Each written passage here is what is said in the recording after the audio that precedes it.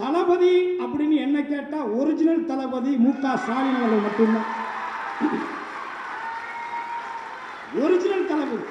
நான் இந்த மேடையின் வாயிலாக இந்த உலகத்தில் இருக்கக்கூடிய அத்தனை அறிவுஜீவிகளுக்கும் நான் கேட்கக்கூடிய ஒரே ஒரு கேள்வி, மாண்புமிகு தமிழகத்தினுடைய முதல்வர் அவருடைய காலை உணவு திட்டம் ஒன்று, இரண்டாவது நான் முதல்வன் என்ற திட்டத்தின் அடிப்படையிலே உயர்கல்வி திட்டம் இரண்டு, ஏழை எளியவர்கள் வீடு கட்டுவதற்காக கடனுதவி, இந்த மூன்று திட்டங்கள் மாண்புமிகு தமிழகத்தினுடைய முதல்வர் தளபதி அவர்களால் உருவாக்கப்பட்டது, செயல்படுத்தப்பட்டது.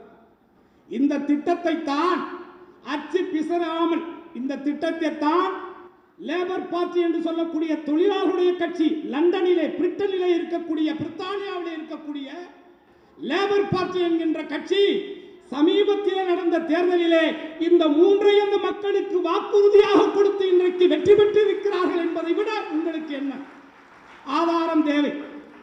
நாட்டினுடைய பிரதமராக செயல்படுத்தி 8 ஆண்டு காலங்கள், கிட்டத்தட்ட 10 ஆண்டுகளை கடந்து 11வது ஆண்டு அடியெடுத்து வைத்திருக்கக்கூடிய இந்த பிஜேபியுடைய தலைமையேற்று பிரதமராக இருக்கக்கூடிய அவர் செய்த திட்டங்களில் ஒன்றையாவது அண்டைய நாடிலே இருப்பவர்கள் கூட அவர்கள் அதை பாராட்டியது கிடையாது. ஆனால் ஒட்டுமொத்த இந்த உலக பிரபஞ்சத்திலே ஏதோ ஒரு மூலையில் இருக்கக்கூடிய தமிழ்நாடு என்ற ஒரு சின்ன ஒரு மாநிலத்திலே இருந்து 3 சிந்தனைகள் இந்த உலகத்தையே தன்னுடைய காலடிக்கு கீழ் அடிமைப்படுத்தி வைத்திருந்த அந்த பிரித்தானிய அரசாங்கத்தையே செயல்படுத்தி வைத்த ஒரு பெருமை மாண்புமிகு தளபதி ஒருவருக்கு மட்டும்தான் உண்டு என்பதுதான் என்னுடைய கருத்து. மும்மொழி கொள்கையை உணர்ந்து அந்த முகமூடியை கிழித்து ஒட்டுமொத்த மக்களுக்கு பறைசாற்றுவதற்காக அந்த கல்வி அமைச்சர் என்ன சொல்கிறார்? மும்மொழி கொள்கையை நீங்கள் ஏற்றால் உங்களுக்கான நிதிகள் விடுவிக்கப்படும் என்று சொல்கிறார். அதற்கு ஒட்டுமொத்த இந்தியாவிலே மானமிகு முதலமைச்சராக, வீரமிகு முதலமைச்சராக மாண்புமிகு எனது அருமை அண்ணன் தளபதியார் சொல்லுகிறார், 1000 கோடி அல்ல 10,000 கோடிகள் கொடுத்தாலும் அந்த மும்மொழி கொள்கையை இந்த தமிழ்நாடு ஏற்றுக்கொள்ளாது, என் தலைமையிலான இந்த சட்டமன்றம் ஏற்றுக்கொள்ளாது. இது அன்றைக்கு அண்ணா அவர்களால் உருவாக்கப்பட்டு கலைஞரால் வழிநடத்தப்பட்ட இருமொழி கொள்கை மட்டும்தான் இந்த மண் உள்ளவரை நான் உள்ளவரை என்று உறுதியிட்டு சொன்ன ஒரு பெருமைக்குரியவர் யார்? மாண்புமிகு தளபதியார் அவர்கள் என்பதை யாரும் மறந்துவிடக் கூடாது.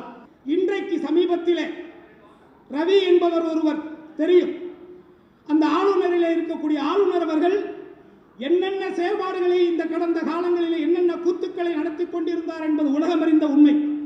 ஆனால் ஒரு ஆளுநருடைய அதிகாரம் என்ன, அரசியலமைப்பு சட்டத்திலே ஆளுநருக்கு என்ன இருக்கிறது என்ற ஒரு உண்மையான நிலவரத்தை தமிழ்நாட்டுக்கு மட்டுமல்ல ஒட்டுமொத்த இந்தியா முழுவதும் இருக்கக்கூடிய ஆளுநருக்கான அதிகாரம் என்ன என்பதை வெட்ட வெளிச்சமாக்கி உச்ச நீதிமன்றத்திலே வழக்கு தொடர்ந்து இன்றைக்கு நமக்கான உரிமைகளை பெற்றுக் கொடுத்து இன்றைக்கு ஒட்டுமொத்த இந்தியாவில் இருக்கக்கூடிய அத்தனை ஆளுநருடைய ட்ரௌசர்கள் கலடக்கூடிய ஒரு நிலையை உருவாக்கி காட்டிய மாபெரும் வீரர் தான், மகத்துவமான முதல்வர் தான் நமது அருமையின் தளபதியார் என்பதை யாரும் மறுக்க முடியுமா? உடனுக்குடன் செய்திகளை தெரிந்து கொள்ள சன் நியூஸ் பெல் ஐகானை கிளிக் பண்ணுங்க.